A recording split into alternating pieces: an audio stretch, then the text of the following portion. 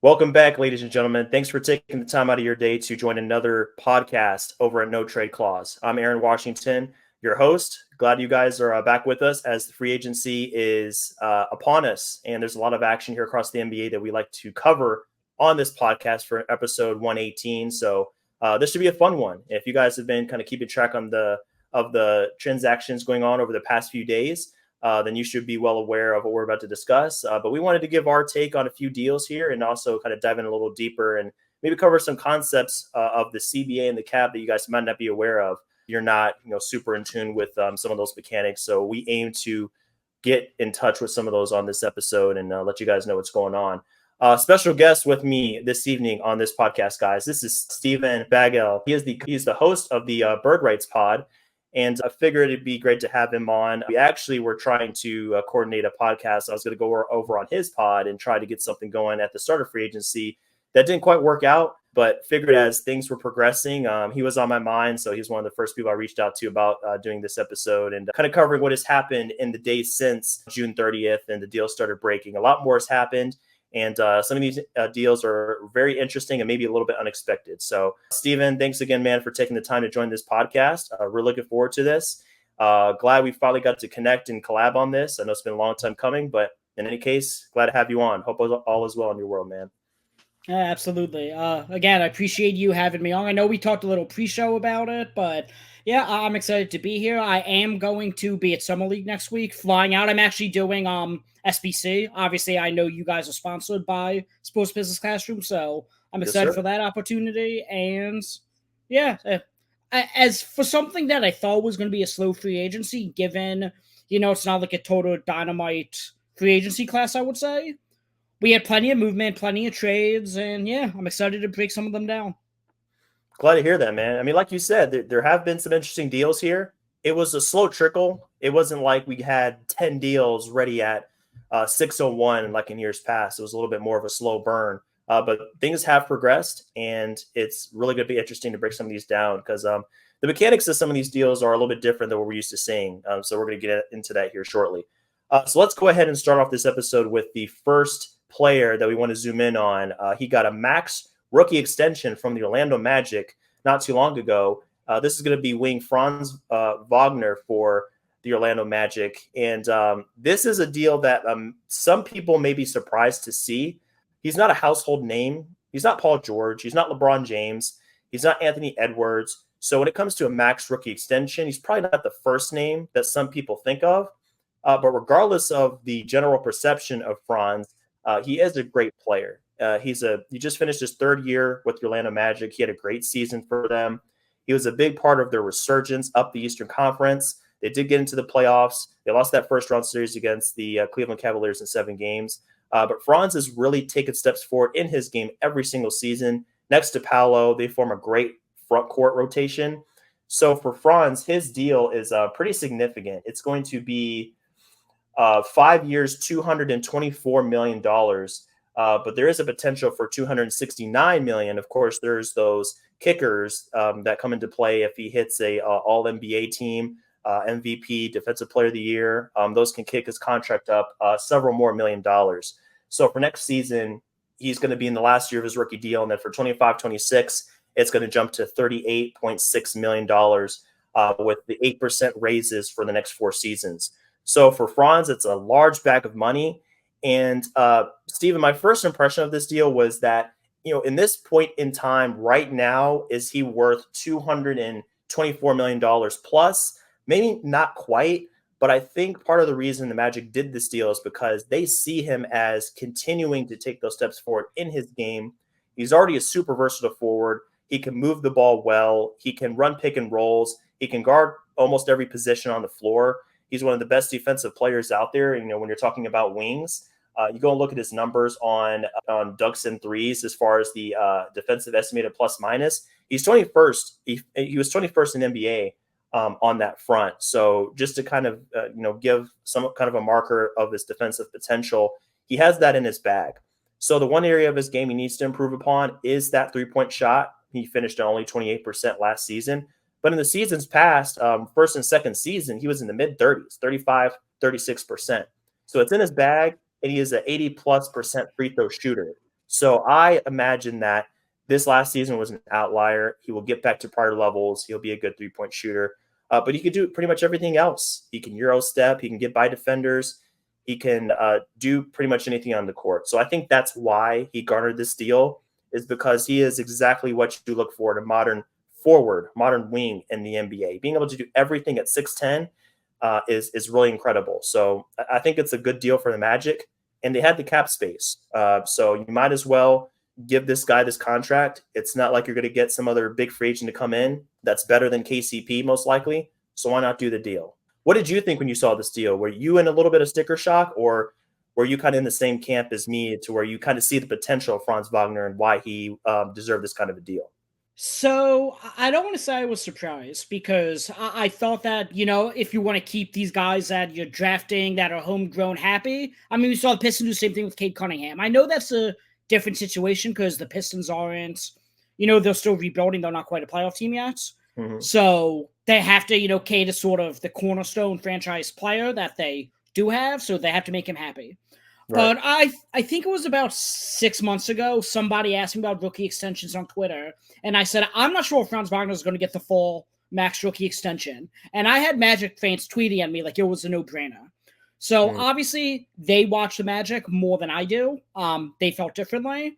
But what I will say is that I know you mentioned three-point shooting. It sort of fell off a cliff, especially around the playoff time. I know you said he only shot 28% last year. Mm-hmm. I don't have the numbers in front of me, but I would say probably around the All-Star break, he probably wasn't about that 35, 36% that he was his first 2 years. And then after that, basically after the All-Star break up through the end of the playoffs, the shooting fell off a cliff. I thought recency bias would play a little bit of a role in terms of, when they're negotiating that contract, that, the shooting fell off a cliff, and as a result, maybe he doesn't get the full max. Obviously, that isn't what happened. That's not what transpired. And I'll also note that usually, like Woj, Shams, any newsbreakers, they have a tendency to tweet, the maximum outcome of the deal. So I think it was reported, Franz Wagner 5'4", 270 or whatever it was. I know we said 269 was if he hits the what's sort of not supermax, the designated rookie extension that would bump it to 30%. Yep.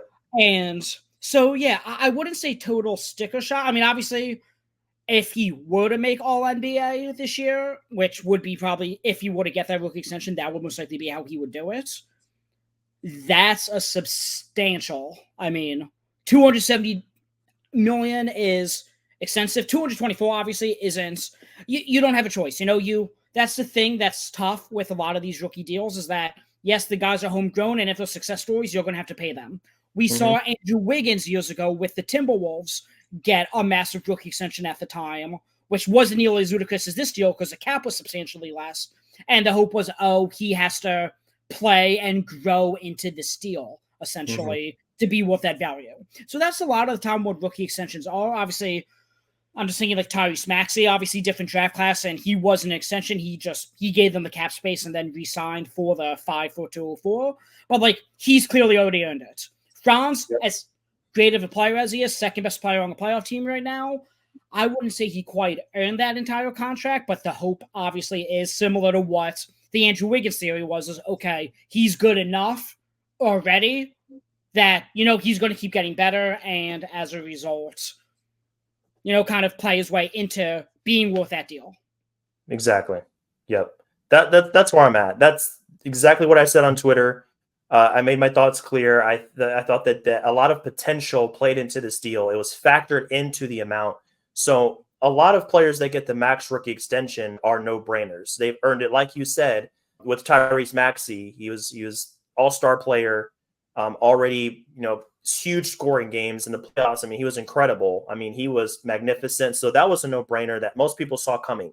Whether or not you're a Philly fan or you follow the NBA closely or not, you just know it's coming. With Franz, it's a little bit different. But, I mean, you can see the outline of an all-star player, if not an all-NBA player. Like guys that can do so much of what he can do on the court. Kind of similar to Scotty Barnes. I think they were thinking along the same lines with Scotty Barnes. You saw the growth in Scotty's game with that. It was kind of the opposite with Scotty. The three-point shot went up. So in his third season, he had a real uptick in that part of his game. His shooting game came around. So you can start to see the outline of a great player that is worth investing $200+ million into. So that's the way it works in many areas in the NBA. It's kind of the same thing as it works the same way in the draft. A lot of players that are drafted in the top 10, today, are they really great guys that came out of college? Maybe not. Maybe they had flashes, but you're banking on those flashes to turn into more consistent production that can give you the best possible outcome for that player. So that's why you take a player in the top 10 and invest 8, 9, 10+ million in them each year, as it is now with the cap going up. So I think that's where it comes into play for Franz. And yeah, with the Magic, they did a lot of deals like this offseason, kind of re-upping players, re-signing them. His brother, Mo Wagner, got a new deal as well. So the Magic really believe in this core, and adding in players like KCP, I think in their mind, hey, if we can just kind of add around the margins to this core, we're going to be in great shape. And time will tell if they can get there, but you can see where they're going, after that huge improvement last season. There is definitely an outline of a great team there. They just have to, I think, just kind of unlock it and hope for more internal growth. And the one thing I know we are going to talk more about what the Magic did, but Jalen Suggs, also same draft class as Franz Wagner, he is also going to be due a rookie extension. So I'm interested to see what that looks like, because this team's going to get expensive really fast. It is. So we'll have to see, what happens with that Suggs contract. Yep. With Paolo, in line for another, he's going to get a rookie max deal as well. So yeah, with the Magic, they had cap space this summer, but time is limited. That's not going to last very long. So they're trying to maximize what they can do with it while they have it, which makes a lot of sense. So, we're talking about cap space here specifically with the Magic, and it really comes into play here, Steven, as we move into the next big deal here that we're going to focus on. It's going to involve Jonathan Isaac, another player that they gave an extension to here just a few days ago. And Isaac's situation is very interesting because it wasn't a simple extension. It was a renegotiation and extension. So it's a little bit different. And the rules that surround this deal are really interesting, for people that might not be aware. So deals like this, we don't get them very often. I think I saw a tweet from Bobby Marks the other day. He reported that this is only the 12th instance since 2006 where a player had their contract renegotiated and extended. So don't see this very often at all. We can go multiple seasons without seeing this happen at all in any instance. And I think that's because a team has to have cap space in the first place to make this happen, the renegotiation happen. As far as I'm aware, you have to have the cap space to be able to renegotiate the upcoming season salary, in which they did with Isaac's deal. So originally it was $17.4 million for 24-25, and they upped that to $25 million fully guaranteed for next season. I think that difference, which is about $7.6 million, comes from cap space. So they use that, they up that first season salary. And then what's really interesting here is that it's a descending contract for the next season, and you have a maximum of a 40% drop from the last season of the current contract to the first season of the extension. So when it comes to the extension, the next season's salary is only $15 million, down from $25 million. And if you do the math, that's a 40% drop from $25 million. So that's what the Magic did. They dropped it by 40%. It's fully guaranteed for the next season. And then from there, 26-27 is only $8 million guaranteed. And then the last 2 years of the deal, so 27-28 and then 28-29, are fully non-guaranteed contracts. And this is very important to keep in mind because Jonathan Isaac missed 2 full seasons with an injury. So he has injury issues in the past. He's shown himself to be a little bit fragile, and the Magic understand that, and they brought him along slowly. They don't play him a ton of minutes. He only played 15.8 minutes per game last season. So he's not a guy that's going to be out there a ton. They want to preserve him. They want to keep him safe because they know he had a really rough injury that took a long time to recover. So they're giving him as much as they can in the first year. And then just in case something does happen and he wears down, then they have some security in the back end as a safety net. So it's a really interesting structure. And I think it's really smart on the Magic's part because, you're bring a player back that's one of the best defenders in the NBA, but at the same time, you're protecting yourself, giving yourself insurance in case he does have more injury issues and for some reason he can't play down the line. So I just thought this was a very interesting deal. And I think it's a great move by the Magic to bring back, by some accounts, by some numbers, the best defensive player in the NBA. What are your thoughts on the deal, Steven? What did you kind of gain from this when you first saw it reported?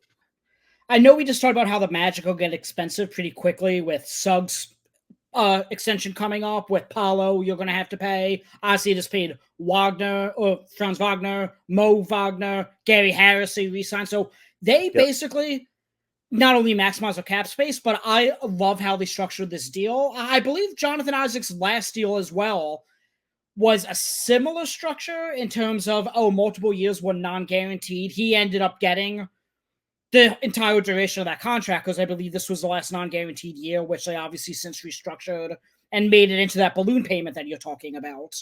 Mm-hmm. But I think just in terms of how they know they're going to get expensive down the line, let's descend the contract. Let's make the final 2 years non-guaranteed. It gives them a lot of flexibility to, avoid the penalties of the tax or the first apron or the second apron if it gets to that point years down the line. We've seen in this free agency, especially with like the new CBA actually being full scale kicking in, how, the Clippers are shedding salary. The Warriors, these teams who were paying record numbers for the luxury tax are now avoiding the second apron completely, like it's the plague.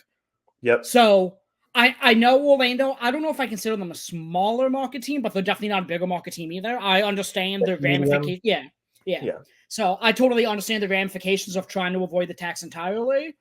And they're going to get expensive quick, like we said. So I love how they structured this deal in terms of the descending, in terms of the non-guarantees. And I believe you just said it was, 12 times since 2006, Bobby Marks tweeted that a renegotiation extension has happened. Yes. This is only the fourth instance I can recall. I'm not disputing Bobby. I'm just saying the ones I could think of. Myers Turner last season with the Pacers did something similar. And Pacers, similar situation as Orlando. They knew they had to move up their sleeve. They ended up getting Siakam and re-signing him. And obviously they needed to shed some salary somewhere, but they wanted to keep Turner at the same time. I believe the Kings did it with Domantas Sabonis last year as well. Yes, I was thinking if I'm not mistaken. Okay. I think so, yeah. I think you're right. Yeah. And Robert Covington during the process with the Sixers is the first instance I remember, because back during the process, I was more of just a basketball fan than specifically like a front office, CBA, and salary cap guy. So I didn't pay attention to how like these deals were structured. But I specifically remember Covington because I've grown up a Sixers fan, and obviously, as a result, I remember that one. So, yeah, I think given how Orlando is going to, I don't want to say tax hell, because it looks like they're doing a good job of how they're building these contracts to avoid it. And with these descending contracts, look what happened with Denis Advija from Washington. He was a descending deal. They ended up getting 2 firsts for him. Kyle Kuzma, people talk about as one of the best contracts on the league, specifically because his deal descends. So, at the very least, if Jonathan Isaac gets a larger role and is actually able to play more, I think you said 60 minutes. And like if they could play him almost starter minutes or a high-level rotation player minutes, they could always flip him with that descending contract as well, especially how favorable it is with the non-guarantees in the final 2 years. Absolutely. Yeah, flexibility is the name of the game for the Magic here. I think that's what they're aiming for. And all these teams are doing these deals, like you said earlier, with the aprons in mind. And they know that it's a storm that's brewing. Even if currently you have cap space, that if you have a team like the Magic that's up and coming, eventually you're going to have to pay all these guys. The Thunder are going to be in a similar situation shortly as well. So all these teams are thinking about this. It's in the back of their mind. So give yourself the best opportunity to pivot later on if you want to. And with Isaac, they can either, you mentioned, move on from the contract. They can get someone else back in return. They can just waive him completely with no cost later on, in years 4 and 5 of this deal. So, very easy to make other moves on top of that for sure for the Magic. So, and it's also good to lock all these players in right now, because when you deal with these extensions, the first year salary, especially with, these rookie max extensions, it's the percentage of the salary cap in this salary cap year, for the player getting that new deal. So if the cap goes up each year, and it's been reported that it goes up by around 10% per season, give or take a percentage point, maybe it's a little bit less. Still, it's probably going to go up every year for the foreseeable future. So the deals are only going to get more valuable because they take up a lower percentage of the cap, even with their raises. So, right now, if Franz is at 25% of the rookie max, when it kicks in, the cap goes up. Maybe it's only 23% or 22%. So it's better to do the deals now while, you're working with the cap today instead of a cap tomorrow, which is higher. So you're playing those players more later on. So I think that's another reason why you're seeing a lot of teams do it now rather than waiting, unless you're a team like the Sixers and you can take advantage of a small cap hold. And then after you sign all your free agents, you can, work around that. So I think that's really, really smart move by these teams. They know what's coming. They're working accordingly. Absolutely. And another, while on the topic of the, the renegotiated and extension of the contracts, Larry Markkinen is eligible for the same thing with Utah Jazz. Jazz do have the cap space.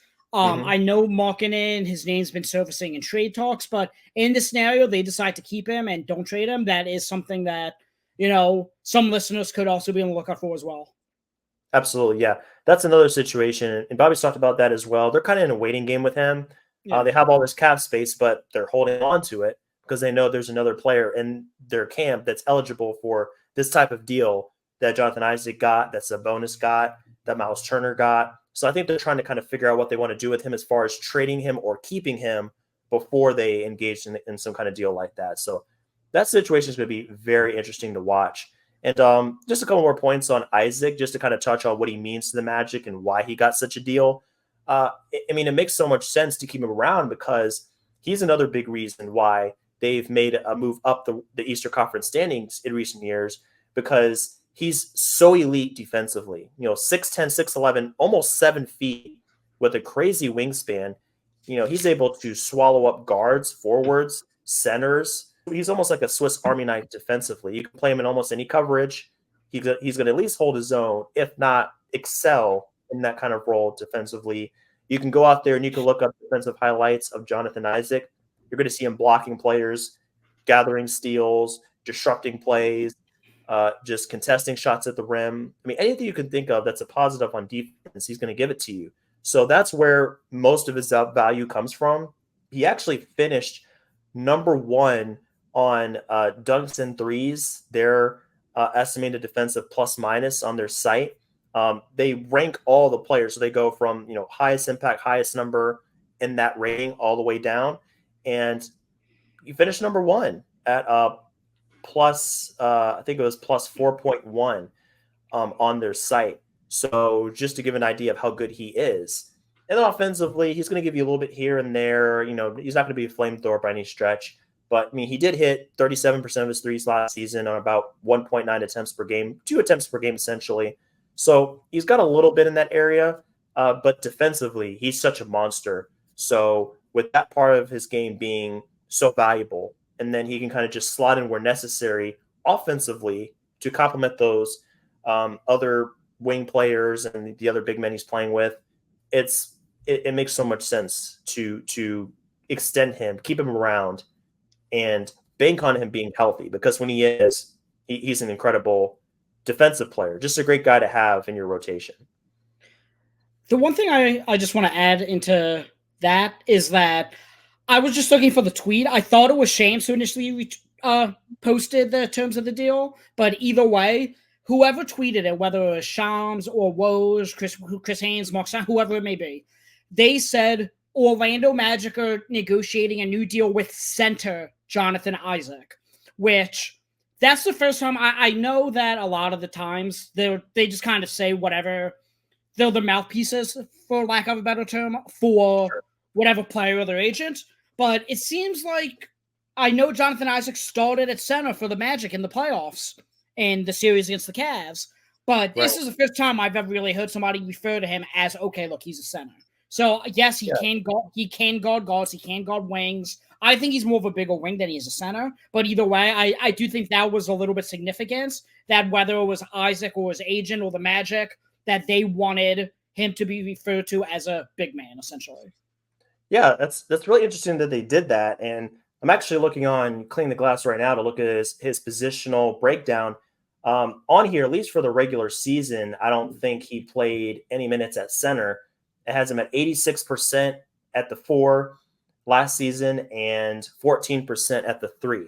So for Isaac, he could definitely play some small ball center, in a specialized situation, like if you're playing against a team like Cleveland that has 2 bigs and you want to just stay big to match that and put your best defenders out there, makes sense.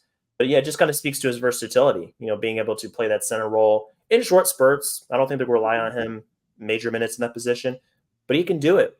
And at the 4, he's a menace. He's an absolute menace. He just wreaks so much havoc on the court defensively. So yeah, I can't wait to see what the future holds for Isaac and this team. I mean, for the foreseeable future, they're going to be a top 5 defense, keeping around all these guys. I mean, they have so much size and so much activity, inside and out. So that's not going anywhere. Yeah, and I think the other thing I need to add is that I'm not sure how the offense is going to, so as you said, top 5 defense. I don't think that's disputed, but I feel like I'd feel a lot more comfortable if we didn't see that Franz shooting regression we saw. I mean, Paolo, I think, is definitively a number 1 option on offense as he grows into even a larger role. I think Franz is a fine number 2 or number 3. But what are they going to do? I'm assuming they're going to have to start Jalen Suggs at point guard because they want to start KCP as well. Yes. And Suggs isn't that much of a playmaker or a scorer. KCP is one of the most high-level role players you could get, if not higher than that. Right. And Wendell Carter, Mo Wagner, Goga Batadze, that center rotation, it's great. One of the deepest center rotations in the league.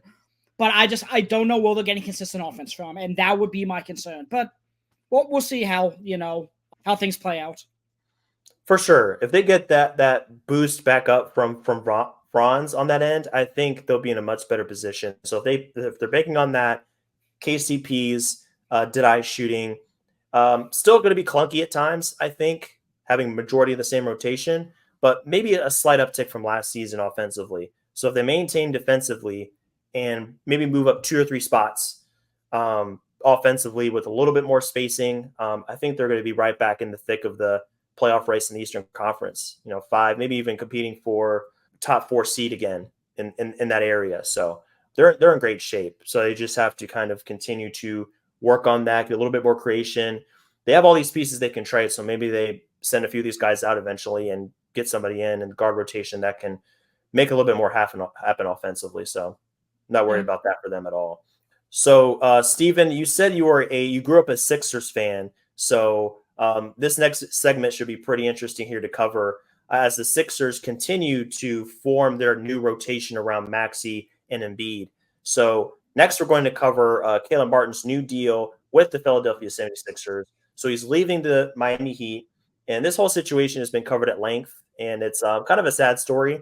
I heard that he had been in talks with the Heat about a $65 million extension over, I think, a 4-year period. And he turned it down, thought it was an insult. And now he ends up with a 4-year, $35 million deal to head to Philly with the possibility of hitting $40 million with some bonuses built in for each season. So I'm thinking that's in the realm of, 1 to 1.25 million per season. I think somewhere in there is probably what they're going to be. And I think that also the 4th year is going to be a player option. So if he would like to opt out after the 4th, hit free agency once again, he has that option. So it's going to start off at about 8.1 million for next season's salary, which is a slight uptick from the player option he declined with Miami. So, I mean, that's barely an increase for him. And then from there, it's going to go 8.5, 8.9, 9.4 million. That's what's been reported so far. So for Caleb Martin, he's probably going to be that 5th starter for them. You can start alongside Kelly Oubre, Paul George, Maxine Embiid. He's a proven playoff contributor. And we all know that's an area to where Philadelphia has struggled. I'm sure you of all people, Steven, know that Philadelphia in the past few years haven't had the best luck in the postseason. So getting a guy like Caleb Martin with a sensational Game 7 performance against the Celtics last year's playoffs, 2023 was incredible. He has that in his bag. He has that in his resume.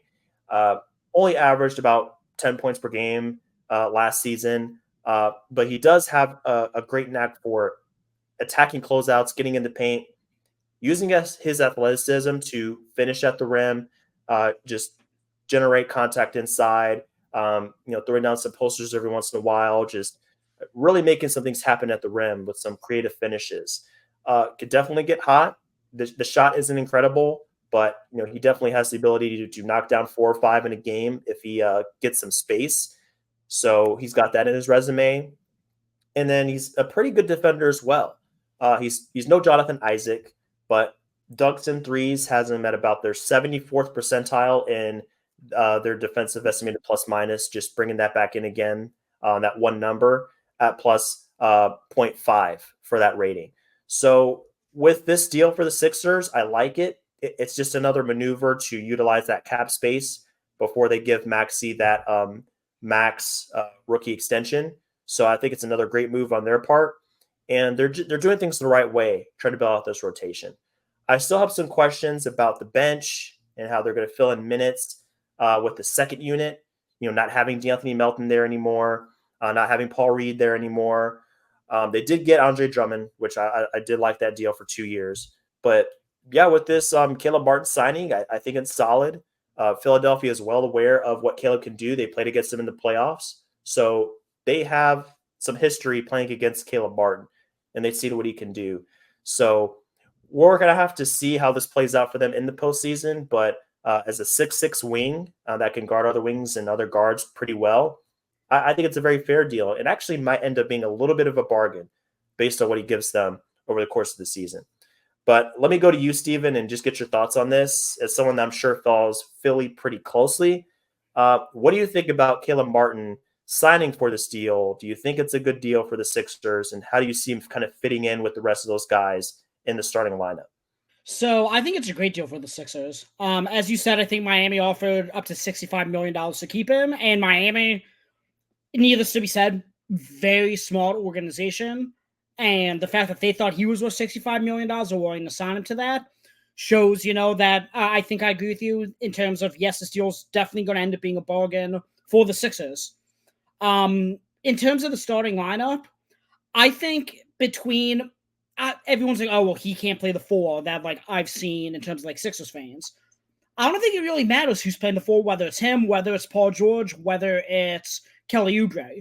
I think the fact that you have 3 above-average defenders on the wing that are all switchable between Joel Embiid and Tyrese Maxey is a great problem to have. Mm-hmm. Now, I know that there's speculation that KJ Martin is going to get a balloon 1-year payments using his very low cap hold in order to, basically give him $15 million to salary match a deal later on for a guy, I don't know, like Dorian Finney-Smith, for example, because I know the Sixers have been in trade talks for him, and they could flip him at the deadline, get Dorian Finney-Smith, and, probably attach a pick to KJ Martin for doing that. But with that said, I know people talk about cap space being theoretical until you actually utilize it.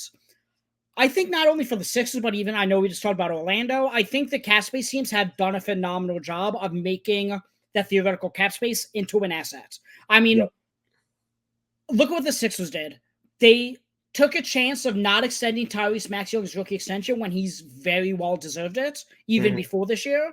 Yep. And basically said, look, we want the cap space. Good for Daryl Morey for trading James Harden for 3 expiring contracts and now won't take on any long-term money. And shout out to Rich Paul and Clutch. I mean, obviously that whole Ben Simmons contract was a disaster for the Sixers in terms of how everything went down. But Tyrese Maxey was willing to wait for the Sixers to utilize the cap space to sign his deal. And then he even took the deal with no player option. It was a 5-year straight deal. Didn't need a player. I mean, just overall, I would say a Daryl Morey masterclass for the Sixers. And I've definitely been critical of, I wouldn't say critical of Darryl specifically, but critical of the Sixers front office in the past. And I know, as I'm also a Sixers season ticket holder as well, so I go to a lot of games. Oh, okay. I'm going to lose my mind when I see Nick Nurse pull out like a triangle and 2 against Boston or something defensively with probably Paul George and Caleb Martin on Tatum and Brown. Like, it's something that the Sixers haven't had in terms of like 3-and-D wings and having an abundance of them. Like, we've never even had one. Thinking back, the best 3-and-D wing the Sixers have had in the last few years, aside from, well, Jimmy Butler's not even really 3-and-D, but I'm just saying, like, in terms of wings, is like James Ennis. Like, Sixers just never really prioritized the wings. So I think the fact that now they have 3 guys who can play the 2, 3, and 4 in the starting lineup, with the flexibility maybe added Dorian Finney-Smith or someone of that ilk at the deadline, I think it shows the importance of what you could do with that theoretical cap space that, we just talked about. Right. You were talking about 3-and-D players, and, Jimmy Butler fills a two-way role for sure. Maybe not necessarily 3-and-D. Yep. I definitely would say that Tobias Harris does not fill that role. He's got the 3, doesn't have the D. So I'm pretty sure that you were not all that disappointed to see him leave and sign a deal with the Pistons. I'm sure that was a sigh of relief for you after seeing what he did in the playoffs there against New York. That was very rough to watch. So replacing it with Paul George and Kelly Oubre and now Caleb Martin, huge upgrade. I think they get a ton of value here. Paul George's deal has some risk there for sure, giving him 4 years. But it's a chance you have to take. You're trying to maximize Embiid's prime.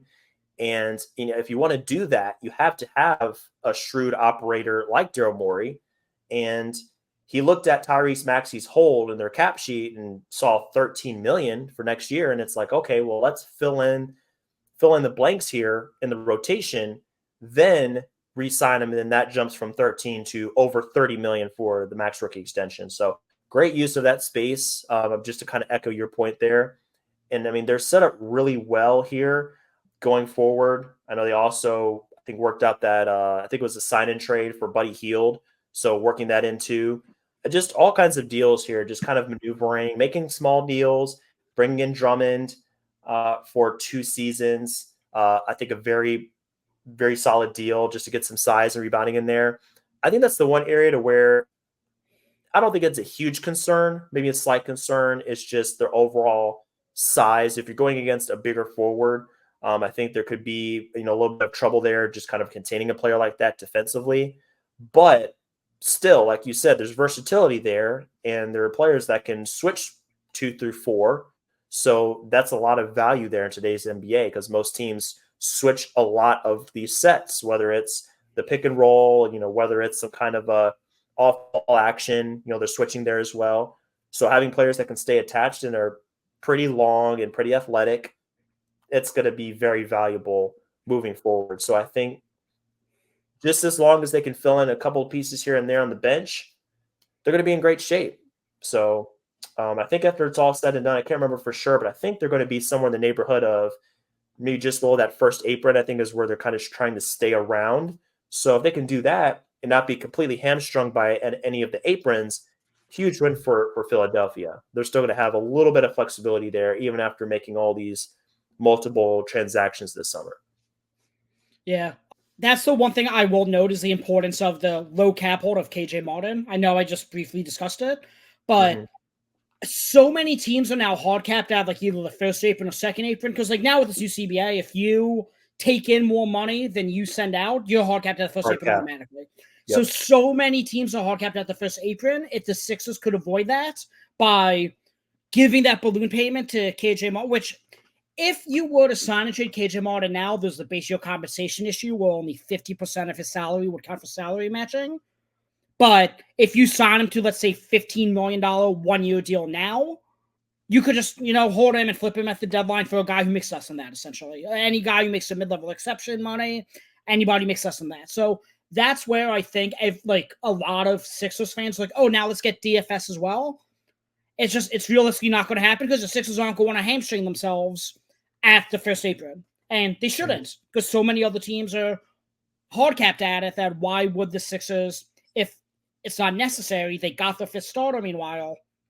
That's why I think you're better off waiting for a subsequent move than, doing like a KJ Martin sign and trade right now with his $2 million cap hold. Right. No, I totally agree with that, man. So overall, yeah, I think Sixers doing a great job. And we'll see if it makes a difference in the postseason, because that's why they're doing all of this. It's not to be another great regular season team. They need to make some noise in the postseason. That's the next step for them. So last but not least here, Steven, we're going to cover a sign and trade deal that involves one of the better forwards in the NBA here. And he was a free agent for several days into this period of time. But now finally it's reported that he will be signed and traded to the Sacramento Kings. And of course, that is DeMar DeRozan, six-time All-Star, one of the most clutch players in the league, still a fantastic scorer, a great playmaker, a decent defender, but a player that forms an interesting fit with the rest of the players on the Sacramento roster. I put out a poll on my Twitter page not too long ago. I think it was yesterday after the deal was reported. I just wanted to get some opinions on how he might fit with the team. So I asked people, do you think it's a great fit? Like for sure, do you think it's 50-50? Are you doubtful?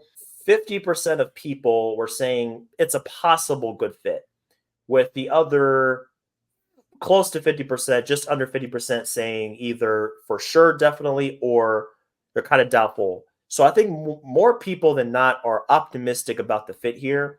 I tend to agree, just because that DeMar is not a player that is going to be a black hole offensively. He's not going to take away too much from what Fox and Sabonis do already really well. You look at him and you say, like, well, he's not going to space the floor all that well. Yes and no. He's not going to, just be coming off the screens and pulling up from deep like a Damian Lillard or something, of course.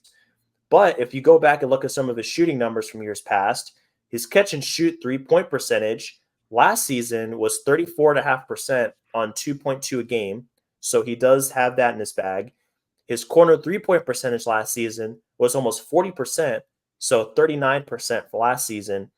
And then kind of going back to the playmaking part of his game, his assist percentage for the last 3 seasons, according to Clean the Glass, has been in the 93rd to 94th percentile.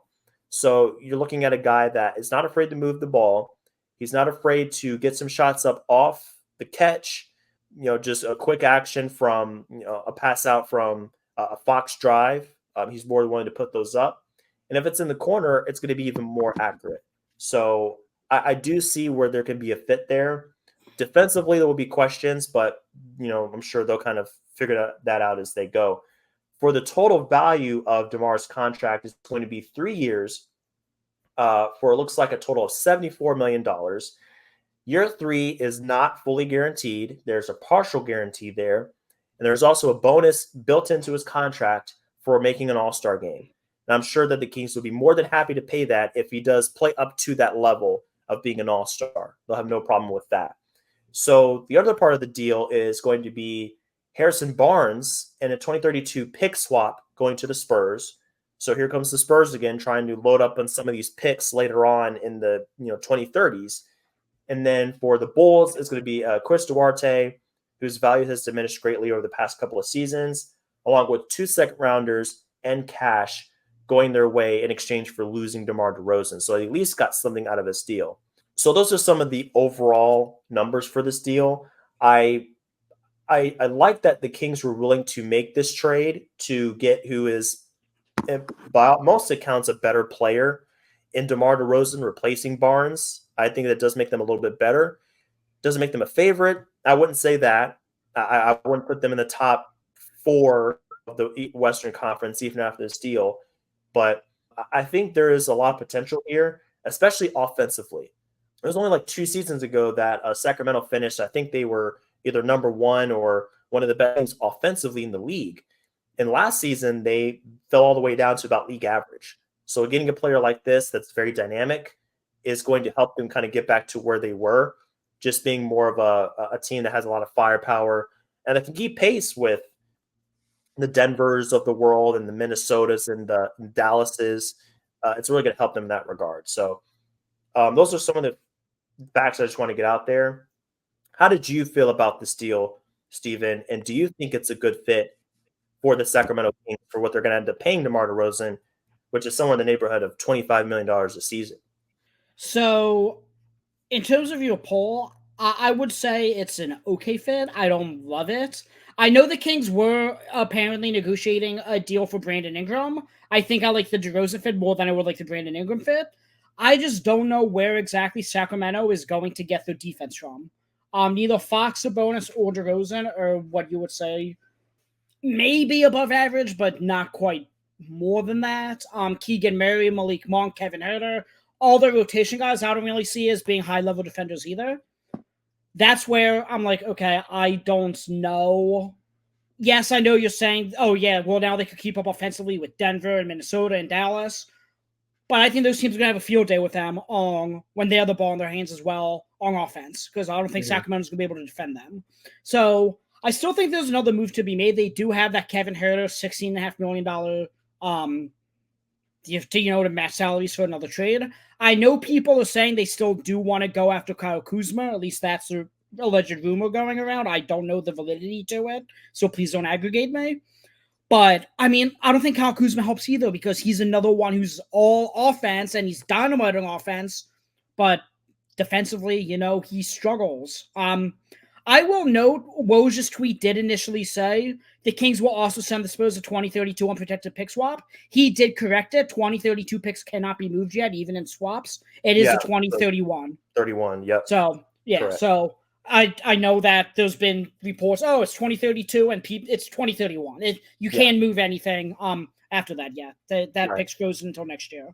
I do want to say good for the Spurs for getting Harrison Barnes and saying, okay, well, we're not taking Harrison Barnes, who I guarantee you they would have taken Harrison Barnes anyway, had they not gotten the pick swap. But they kind of forced Sacramento saying, like, okay, if you really want DeRozan, let's see how badly you want him. Give us a pick swap too. Yeah. So good for the sure. Spurs are playing the long game. I know Victor Wembanyama. I know Victor Wembanyama's here, but why not accumulate assets that you could flip later? Right. So I know they just got the 2031 Minnesota first for Rob Dillingham, who's the pick in the draft. And now they got this 2031 swap from Sacramento. They have the Atlanta picks. I mean, I think they have a Celtic swap in there as well from the Derek White trade that's only top one protected. So they have a ton of swaps, a ton of future capital. And Harrison Barnes, I could see them flipping him at the deadline and getting another first for him. So all of a sudden, for just using the cap space, they could get multiple assets out of, that cap space we keep talking about. That's theoretical till you use it. San Antonio is another team who's done an excellent job with their cap space. Absolutely. They know what they have right now, which is a ton of potential in Victor Wembanyama. So what they're doing here is they're aware that right now there's a ton of growth potential, but they also understand that it never hurts to just gather more draft capital, because you're still in rebuilding mode as of right now. You're still probably going to be bottom 4 in the Western Conference as of today, even with some of these upgrades. It's a really rough conference. So, I mean, Wemby is going to definitely make you better, but you're still not in contention, probably not even a playoff team, in my opinion, quite yet. So while we're still trying to develop these players, it makes sense to build out that capital in the future, especially with some teams like, if you got a swap with a Minnesota or somebody like that, these teams, maybe not know for sure, but you're feeling like these teams that far out, they could be in a drastically different place. Minnesota could be rebuilding by then. Gobert is going to be out of there. Cat, might be moved on by then. There's no telling where they can be. So with teams like that, it makes sense to, do these swaps with them. With Atlanta, there's no telling where they're going. They're kind of no man's land right now. So that pick swap can be very valuable. So yeah, just great moves all around. I really like what they're doing here. This kind of gets into the next segment a little bit, but the Chris Paul signing as well, just banking on him being a great mentor to the players and just a solid floor general that can put Wemby in the right spots and take some of the frustration out of their offense that we saw last season when Jeremy Sohan was running the point for them. That's going to be huge, pay huge dividends for them. So, I mean, they're managing their on-court product very well, drafting Stephon Castle, and then they understand that, like, hey, let's get some capital. And then when it is time to make a move, and we realize that, hey, Wemby is approaching his prime and this team is coming together, we need one piece. Now it's time to cash in, use some swaps, use this good salary on the books. I mean, they have Keldon Johnson at a discount right now. A pretty movable deal. Maybe not a discount, but it's a movable contract at $17 million. A couple years left for Zach Collins' contracts. I mean, they have a lot of assets here that they can use. And try not to get stuck on them too long, but just wanted to just kind of point out that they were involved in this deal and they did get more draft capital out of this. And, great stuff all around for them. For the Bulls, it is what it is. They didn't get much out of this, but they got a pick, which they didn't get out of the Caruso deal, crazy enough, and some cash. So they got something. It always helps to get something in return for your all-star player.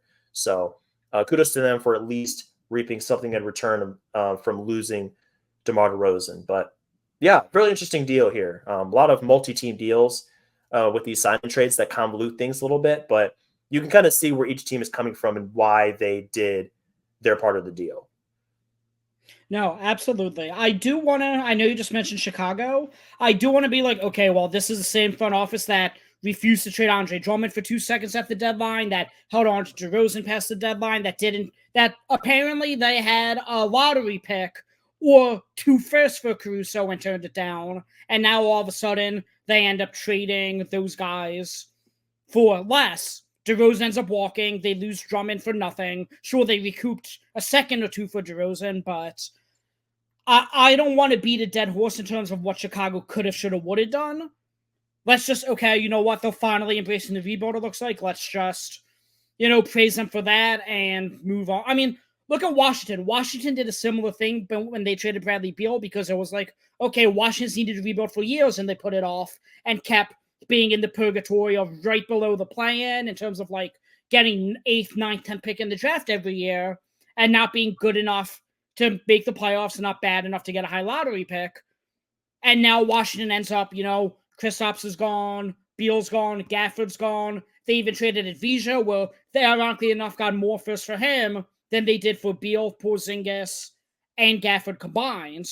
But it's the start of something. I did like that Patrick Williams deal as well. I do think they got him at, I know we talk about the rookie extensions, guys needing to play into it. I think that's low enough that even if Patrick Williams doesn't fully realize all his potential, that it's a cheap enough of a deal that, they could trade it later, whatever they need to do with it. So Sure. Good for them for finally, looks like starting to embrace what they've been needing to do for quite some time. Absolutely. Really quick note on Harrison Barnes with the Spurs. He actually had a trade bonus of $3.7 million that was involved in this deal. And I had to kind of go back and look at some of the rules for bonuses because I kind of forgot. But it is spread out over the remaining season, so it's not all paid at once. It's split up into how many years are left. So in this instance, it's split into 2 because Barnes has 2 years left at $18 and $19 million. So it's $1.85 million per season for that trade bonus. And it can only be up to 15% of the remaining salary of his contract. So it couldn't go above 15% of remaining, which, you do the math, you have 18 and 19, what is that, like 37 million left on his contract? Can't be more than 15% of that total salary remaining. And player options are not included in remaining salary. It's only those guaranteed years that are remaining. So just want to throw that out there as a little bit of a tidbit for the trade bonus. Most people probably don't know that he had a trade bonus, but it is in there. And that's basically how it works. And it can be negotiated down per Bobby Marks. So if he wants to lower that for the team, that's also a possibility. But it is the team sending the player out that pays the bonus, not the incoming team. So the Spurs, again, they're not paying for this. Another great move on their part. So it's not any kind of extra cost incurred by gathering Barnes in this deal. But any other last thoughts on DeMar DeRozan with the Kings? So we talked about the defensive fit. That's rough. But I think in any case, they're going to be fun to watch. And I think he's going to make them – I think he makes them a better team overall. I think at least on the offensive side of the floor, just with what he brings and being another closer, I think it's going to be really valuable for them. He's getting older, but he's still really valuable. And that's why he's garnering such a big contract, $70 million, even in his mid-30s, age 34, 35 season. Yeah, I mean, the only thing I'm going to add is that good for Sacramento for finally putting a competent product on the floor. Obviously they had the longest playoff drought in professional sports. I think it was 15 straight years they missed the playoffs until Yeah, they it's broke that 16. streak 2 seasons I think it was ago. 16. Yeah. Well, Long yeah. time. So obviously they missed the playoffs last year after winning the first playing game, then losing. So you know what? Good for them for pushing chips in and not being afraid to go for it in a potentially year where as many good teams as there are, the league is pretty wide open. For sure. Yeah, I mean, I think at worst they're in the play-in again. So hopefully this year they can capitalize on it and actually get an actual playoff spot, get back in there after so many years of just really rough basketball. Good for Sacramento. Yeah. At the very least, this is a good team. This is a good team that you can't take lightly out there. So to finish up this podcast, Steven, is there another deal that we didn't discuss that just kind of interests you for any reason? Like, one of the smaller deals that a team made, maybe a veteran minimum deal, something like that just kind of caught your eye and you said like, oh, that's a good contract or it's a good fit for the team, good signing overall? So the one, I know you just said like a minimum or lower contract. I like the Isaiah Hartenstein deal for OKC. Okay, yeah. When I first saw it, I was like, okay, well, 3 for 87 is a pretty bloated deal for a guy who's not like a surefire starter for the team that they're signing for. But I always assumed, even when it was first reported, that the third year was going to be non-guaranteed, which it was. And it's also another one of those descending contracts where I think it starts with $30 million, then it goes down to like 28, and the third year is non-guaranteed. Something along those lines. So good for OKC. And they're similar to Orlando, how we were talking about. They're going to get expensive quickly with Chet and Jalen Williams both needing extensions, rookie extensions coming up. And, they'll go Caruso, they're going to have to extend most likely. That's partially why they traded Josh Giddey. Not only was he not really playable in the playoffs, but he was doing a rookie extension, probably was going to want $20 to $22 to $25 million a year to start. So good for OKC for lining up that contract basically with Chet and Jalen Williams getting paid. So after those 2 years, the third year is non-guaranteed, they could either trade Hartenstein, or non-guarantee him, then pay Jalen Williams and Chet. Their rookie extensions would start. And, no harm, no foul. They lined it up perfectly, I think. I agree. It makes sense to bloat the deal because you're still operating, before all these deals kick in. So you have less money on the books. You have some cap space. So why not pay more right now where it doesn't matter as much? And then when it gets more expensive, you're paying less, years 2 and 3 of Hartenstein. And then you have an out.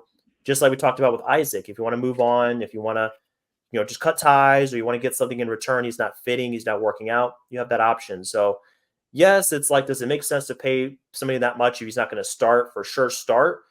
It may seem like an overpay, but I mean, he makes them better. I mean, he was, again, another one of those great defenders and great rebounders for the Knicks. And the Knicks, or the Thunder rather, really needed somebody like that on the boards for them. That was one of their big weaknesses. So they knocked it out of the park, addressing one of their biggest weaknesses.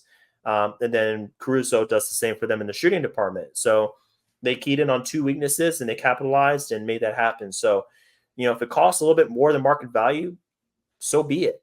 That's the beauty of having cap space and being able to kind of operate before rookie extensions kick in. It's just taking advantage of what you have at the time. So it makes a lot of sense for them. I touched on it already for my deal, but Chris Paul coming in at $11 million. I think it's just really interesting how Chris Paul's career arc has kind of changed over the past few years. He went from OKC. He had the OKC tenure, mentoring Shea. So he was kind of in a role, like a bridge role right there in that year. He had those years in Houston and LA to where it was all out pursuit of a ring, starting point guard, all-star guard, working with James Harden, working with Blake Griffin, trying to get that ring. Same thing in Phoenix, trying to get a ring with them, made the finals with Devin Booker and company. And then he moves over now back into a role where he's kind of mentoring players in San Antonio. And, if this is kind of the end of his career here coming up, I think it's a great way for him to end it. If it's not going to be with a ring, why not mentor what it looks like is going to be one of the best players that we've ever seen in the NBA in Wembanyama. I mean, that's a pretty cool way to kind of send off his career. And people are joking out there. He's going to average 8 assists, 9 assists, 10 assists a game. I don't know if it's going to be 10 assists, but I imagine it's going to be a lot because Wemby is probably one of the best lob targets in the NBA. And just being able to just feed him dump down passes and lob passes, it's going to be so much fun. So I think for this deal, for what's basically the taxpayer or non-taxpayer mid-level, it's a great signing there. So I really like that for San Antonio. The final thing I'll note in terms of the Chris Paul deal is we saw Vince Carter, instead of, ring chasing at the end of his career, he obviously played over 20 seasons in the NBA. Mm-hmm. He got joy out of, mentoring young guys in his time, especially with the Hawks. I believe he had a stint with the Kings at the end. And he said he really enjoyed, mentoring these young guys and being the veteran voice in the locker room. So I could see Chris Paul, Chris Paul's a more impactful player at this age than Vince Carter was at the time. But either way, I'm sure that's a role that Chris Paul will thrive in, and I'm sure it's a role he's going to enjoy. Me too. I think he's really come to kind of accept his role, and he's embracing it now. So that's a beautiful thing. I love to see that from players when they just kind of take pride in what they're doing right now and not in what they, did in the past or anything like that. That's really cool to see. So, Steven, I think that brings us to the end of our conversation here during this podcast. Thanks again for coming on. I think it was a great conversation covering all these deals. There are sure to be more to come in this offseason, but for now, it's been a lot of fireworks and a lot of fun covering these deals and getting into the cat mechanics of everything. That's always interesting to me, and it's a lot of fun. So thanks again, and hope everything goes well, and hope we can connect in Vegas. Absolutely. I look forward to it, Aaron. Awesome, man. Well, if you guys are looking for more content over on our side in NTC, you can check out notradeclause.com. That's where we have our cap sheets and draft capital and NBA calendar being updated all the time. So you can get the latest information there. And then, of course, new tweets and new Instagram posts. No trade clause, one word on Instagram, and then over at Twitter X, it's going to be no trade _clause. So if you guys are looking for more information like that. And then, of course, we have our videos and other content over on our YouTube page as well. So go check us out there and subscribe if you want to see more content like this. So thanks again, everybody, for joining us for episode 118. We hope you enjoyed it, and enjoy the rest of this off season here this summer. We'll definitely be coming back at you guys for another episode here real shortly during this off season and covering more great NBA content. But until then, take care, everybody. See you soon.